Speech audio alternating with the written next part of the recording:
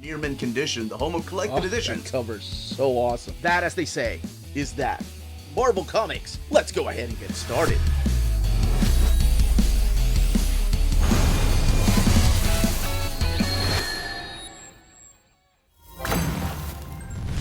It was a dream that came to reality. And now that dream comes to an end. I am the Uncanny Omar. You are watching Near Mint Condition, the home of collected editions. And today, I'm going to be giving you my advanced look at the Fall of the House of X, Rise of the Powers of X Omnibus from Marvel Comics. So let's see how this era comes to an end.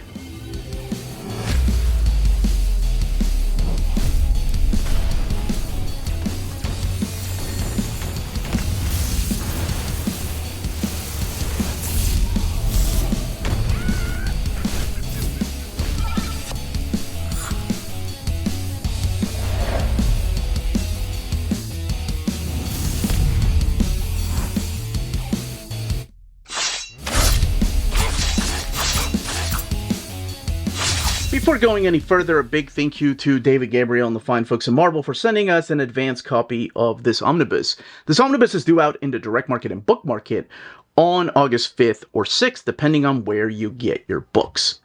So, every beginning has an ending. If there is the dawn of X, and there has to be the fall of X. But then what is the rise of the powers of X? So today, I am going to give you an advanced look at this. We are looking at the tail end of the Krakoa era. And if you've been getting them in hardcover format, it's kind of give you an idea of where this would go. This would go right after, believe it or not, the X Lives of and X Deaths of Wolverine. This is the next big event that happens afterwards. Now, this is the wraparound cover by Mark Brooks. This is the one that's going to be available everywhere. This does have two direct market covers. On the left-hand side is one of those direct market covers, and that is the one supplied by David Nakayama. On the right-hand side is your other direct market cover, and that one is supplied by Pepe Larraz. Those are only available through the direct market, while the one here by Mark Brooks is available everywhere. So this is a wraparound cover of sorts, and then it comes to an end here and telling you what is collected in here. Rated Teen Plus, ISBN, retail price $125. Welcome to the Resistance. Okay, so let's look at the flaps really quick. Right here, the full shocking conclusion of the Krakoan era on the left-hand side, telling you a little bit about the book. And then over here on the right-hand side, a little bit about the creators and what other works they've done. And here we go with the designs. Tom Mueller's designs at that, who has been there from the very beginning. Fall of the House of X on this side right here. The Marvel Omnibus logo, Fall of the House of X. The X logo, the Rise of the Powers of X. And then, of course, what you would expect, the Rise of the Powers of X. Before opening this up, I am sure I'm going to be asked in the comments, just like I've been asked on my Saturday live streams, do you need to read anything before this? You absolutely do, because this is going to be, you know what, even if you've read everything, I'm not going to lie, this is going to be a little confusing. No, at times it's going to be confusing as hell, but that's the way it's written.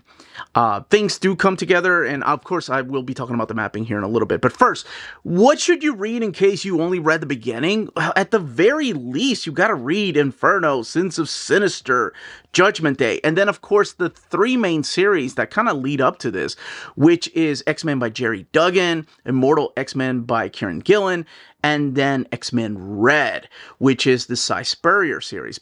All three of those kind of lead into the events that take place here.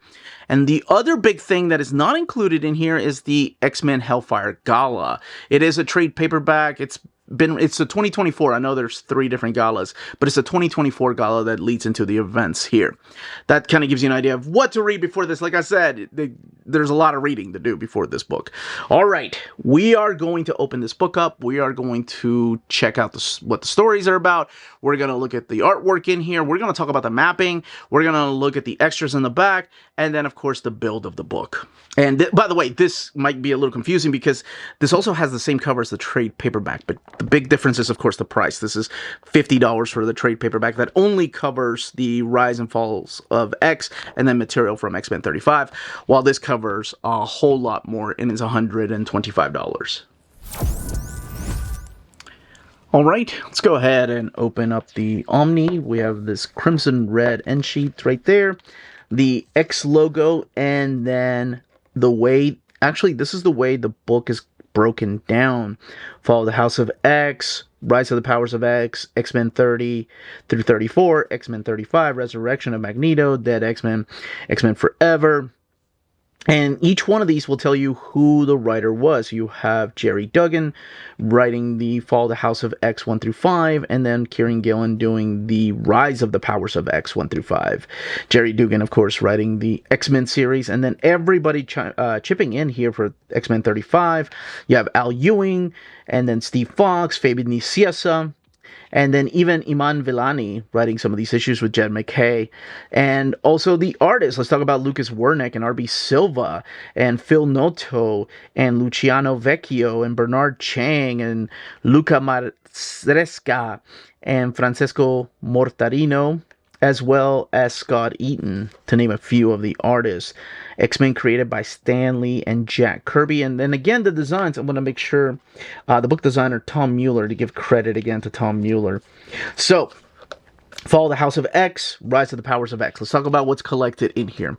So in here you have the Fall of the House of X 1 through 5, Rise of the Powers of X 1 through 5, X-Men the 2021 series 30 through 34, and material from 35, Resurrection of Magneto 1 through 4, Dead X-Men 1 through 4, X-Men Forever 1 through 4, Invincible Iron Man 13 through 20, Avengers 12 through 13, Miss Marvel Mutant Menace 1 through 4, and Cable 1 through 4.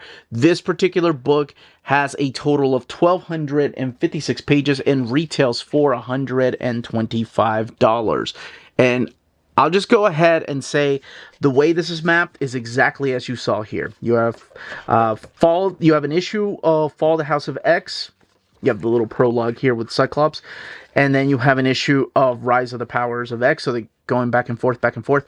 After all 5 issues of the series is over, then you jump over to X-Men and wrapping up with X-Men 35, which is a big surprise because I really thought they would save that for the very end. And then you have the mini-series that follow afterwards. I'll go in more detail here in a little bit in case you're confused. And speaking of confusion, I did suggest reading those issues because the things I'm going to be talking about with spoilers here are going to be confusing as hell if you haven't read, even if you read the beginning of the X-Men stuff or just the Jonathan Hickman Omnibus, it gets confusing, especially when you're talking about the Fall of X, because there's something that is not here that I'm surprised they didn't collect, which was the Hellfire Gala 2024, where something huge happened. So, spoilers, just in case you haven't read this era. I'm going to talk about some things, mention some names that you may not be familiar with, but believe me, that's why I suggested reading all those things before jumping into this book. Okay, so previously on X-Men, I do not do a good job as the gentleman that used to do it for the cartoon. But anyway, previously on X-Men in the Hellfire Gala, we are introduced to a new team of X-Men. And in that particular issue, that one shot, those X-Men like Jubilee and Dazzler and Frenzy and Cannonball are killed by Nimrod. Finally, Orchis decides to make a play, a power move, and attack this gala, destroying not just a bunch of mutants, killing a bunch of key players, but also humans too. So at the very beginning of this, we have the trial of Cyclops. Cyclops is arrested by Orchis and is kind of the embodiment of mutant kind. A lot of mutants are dead. Mutants are now wanted and scattered about. Yes, Rasputin is here. That actually happened in the crossover The Sins of Sinister. And I just realized when I was showing off my hardcovers, my wife was reading Sins of Sinister, and she put that right before Inferno. So please forgive that. That's on. You know what? I'll take the fault for not putting it back where it belongs. Not her. Definitely not my wife's fault. Anyway, so during this time, because of the things that happen in Inferno, because of the things that happen in X Lives and X Deaths of Wolverine and Judgment Day and Sins of Sinister, the council has been broken. Like, a lot of the mutants have left Krakoa. They don't believe in the message anymore. They don't believe in this unity. So they're already kind of broken apart as it is. And now we have this attack from Orchis, sending Nimrod to destroy the X-Men, to destroy Krakoa from the inside. We have a bunch of Sentinels, and this is why Tony Stark will play an important part through here, that are like based on the Iron Man armor. So you're going to see a lot of that, and the ties, of course, between Tony Stark and Emma Frost and why things have to happen. I love the fact that the X-Men are so desperate they reach out to Brew for help because they need soldiers in this war that is to come. So if you haven't read any of the stuff that leads into this, it gets a little confusing because this is explaining a lot of the things, a lot of the final moves that Professor X is trying to do while trying to keep Orchis and Dominion from coming. So you have pretty much the story of Rise that takes place 10 years into the future, and then you have Fall that's taking place currently. And 10 years into the future, you have this team of X-Men, which is now Iron Man, which is an AI, Captain Krakoa, which is Kamala Khan. You have Wolverine, of course, because he's just everywhere, and Shadow Tiger, what's left of Kate Pryde after consuming the Death Seed. So these are the characters, along with a few others, that are trying to stop Dominion from happening. And if you're not familiar with that name, that's why I said it's very important to read Sense of Sinister, because that's something that he was trying to achieve whenever he broke into the 4 different parts, the 4 Sinisters, if you will. And if you're not familiar with that, oh my gosh, there's just so much to talk about. Because, okay, so Nathaniel Essex kind of broke himself into 4 different beings, and it's all revealed in the pages of Sins of Sinister. Again, spoilers. You have the character of Dr. Stasis, which is the Clover. He was featured in the X-Men title. He was featured in the one that was written by Jerry Dugan. And then that's the character that focused on humanity. You have Mother Righteous, which is Heart, and she was focused in Cy Spurrier's Legion of X. She focused on the magical side of things, the magical aspect of the internal universe, or even outside of our universe. And then you have Orbis, which is Spade, and he was featured in the page. It was X-Men. I'm sorry. It was started off in Sword and then X-Men Red. He was part of Orchis and focused on the cosmos. And then you have Mr. Sinister, which is the Diamond, right? Focused on what? You probably can guess that from years of reading X-Men. Mutants. That's right. He was focusing on mutants. And the thing that we're trying to achieve is Dominion. Now, there's another element, another Sinister that gets kind of thrown into the mix, and that is Enigma. And if all of this is not making sense to you, that's okay. As the more you read, the more things start making sense. But this is Charles Xavier and the remaining X-Men taking a final stand against the powers of Orchis. And also what is coming, this Dominion that is coming in the future. There are things here that are kind of... It feels like you're missing part of the story, and that's because you are. If you're reading this, some of it is explained in X-Men Forever, and I kind of like the way that that's kind of left towards the end. So a lot of the things that you're seeing here internally are taking place in X-Men Forever, like what happened to the Jean Grey, what's going on with Hope, what is this Hope gun that she has through this series, what did it come from, what happened to some of these characters. A lot of that is explained in X-Men Forever. The mapping for this, though, I really wish they had done a mapping of the X-Men issues through here.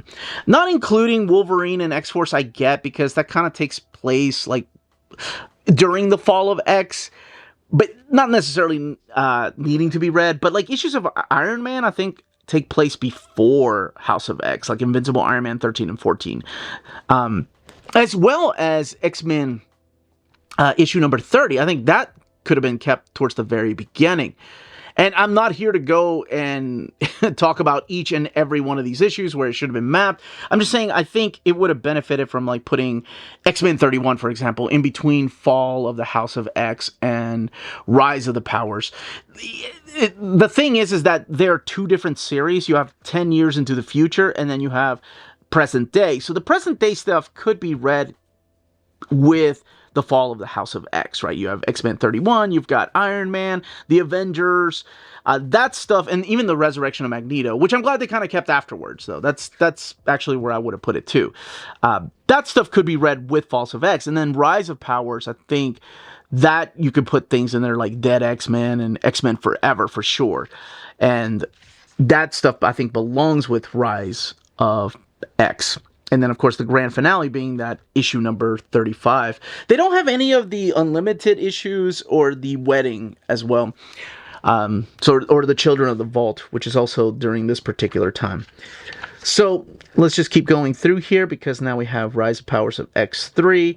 So Professor Xavier has a plan. Of course he does. So does Sinister, and so does this thing called Enigma, and so does Dominion.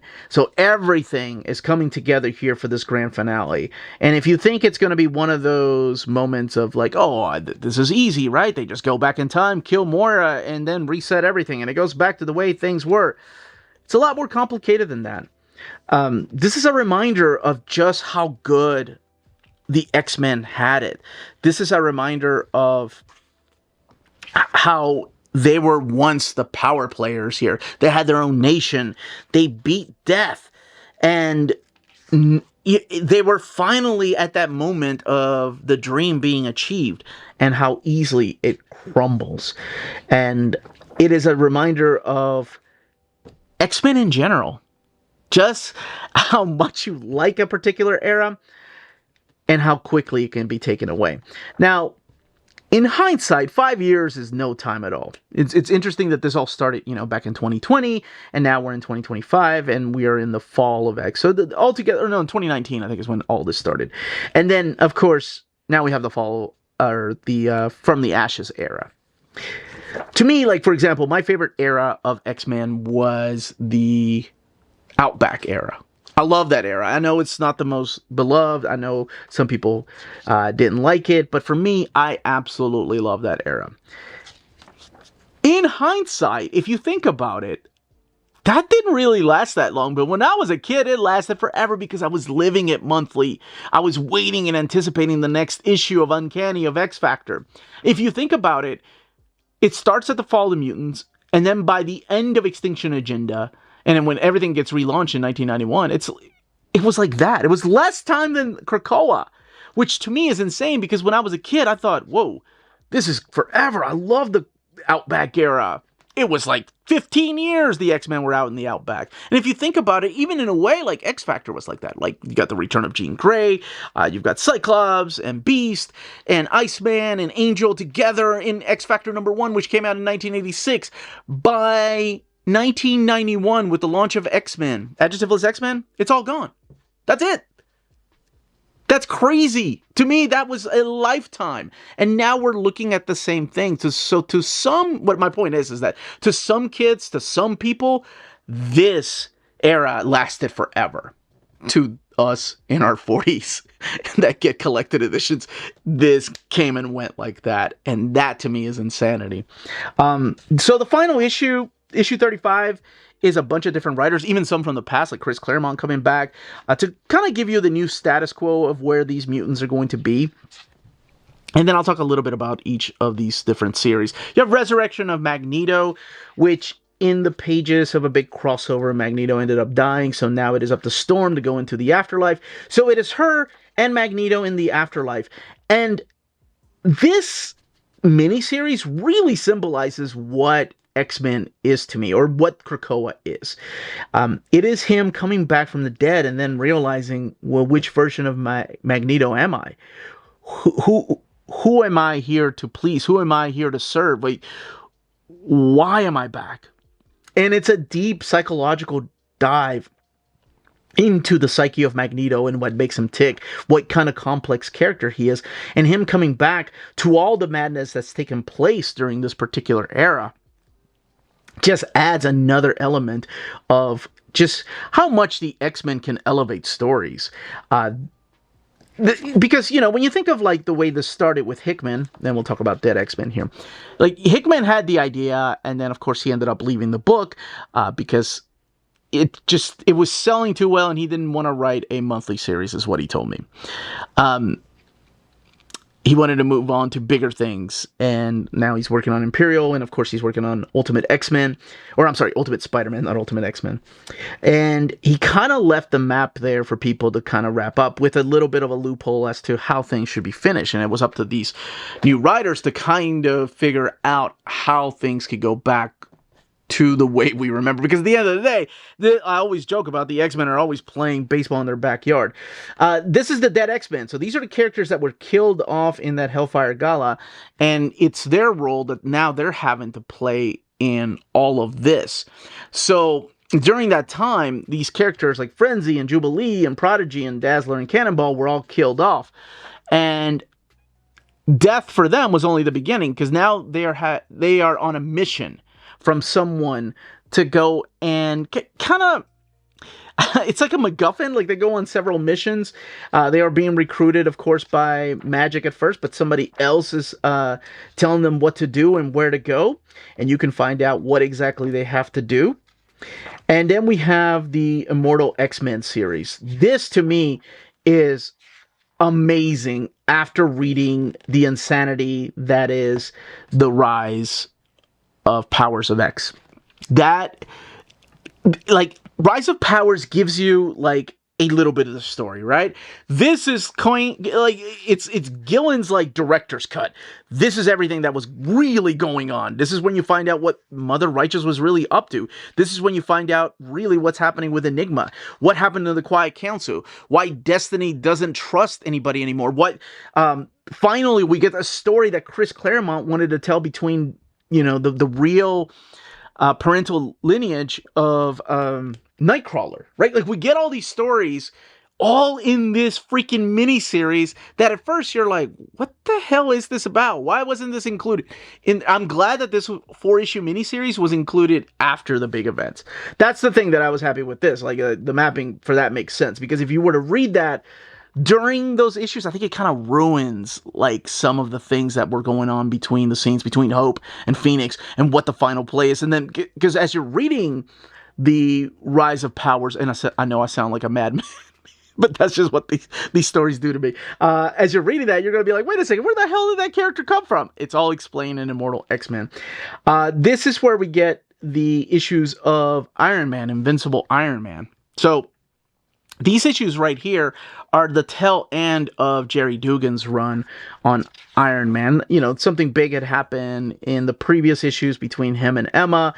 And this is just him with Fei Long and trying to kind of play the sort of both sides, right? It's the X-Men, they're facing extermination at the hands of Orchis, and of course they have their Stark Sentinels, and now, without going too big into spoilers, Tony Stark has big ties to the X-Men because of one particular character, but he can't take on these Sentinels by himself, so he's going to need a huge army to take them on. And that's what that series is about. Glad that the resurrection of Magneto took place before them. Then we have the 2 tie-in issues of the Avengers. This is pretty much just showcasing how they're helping out their mutant friends. And also, first time Jed MacKay's stories have been collected in an omnibus format. I love that. Can't wait until those stories are collected in omni format as a whole. This is the second series of Miss Marvel. This is the one that is written by Iman Villani and Sabir Pirzada. And now, during this time, Miss Marvel is an official member of the X-Men, and she has her own mission that she's going on, and she is a mutant after she was resurrected in that first, I think it happened in the first no, it led into the first miniseries, which again has the same creative team.